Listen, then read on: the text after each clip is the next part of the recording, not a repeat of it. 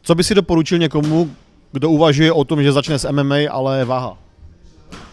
No určite by som mu odporúčil prísť jednak, že keď ešte nechce trénovať alebo niečo, že váha teda, že či áno alebo nie, aspoň prísť sa pozrieť na ten tréning, že ako prebieha, na druhý tréning si už donese možno veci, že si to chce vyskúšať,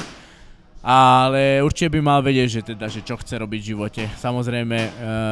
a ja som sa hľadal, skúšal som rôzne športy, predtým než som sa dostal k MMA, chcel som byť možno tenista, futbalista aj ja, alebo čo iné, ale proste keď som sa dostal vlastne na tie tréningy boxu, tak som zistil, že vlastne toto je ten šport, ktorý by som chcel robiť aj do budúcna. Vtedy som mal víziu, že teda chcem byť najlepším boxerom, chcem sa dostať na olympiádu, no ale potom časom vlastne sa tá cestička trošku zmenila a prišiel som až do toho MMA, ale aj tak som zostal pri tom, že proste chcem byť najlepším MMA zápasníkom, chcem sa dostať do UFC, čo som rád, že sa mi podarilo. Takže určite je dôležité, aby ten človek vedel, že čo chce a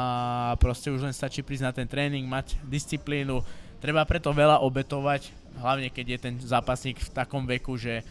15, 16, 17 rokov, tam sa to vždy láme, lebo tam začínajú tie diskotéky, začínajú nejaké frajerky, že proste tam ťa to môže trošku strhnúť na zlé cestičky, ale proste treba cez to prejsť. Samozrejme zo 100 ľudí možno prejde cez to jeden, ale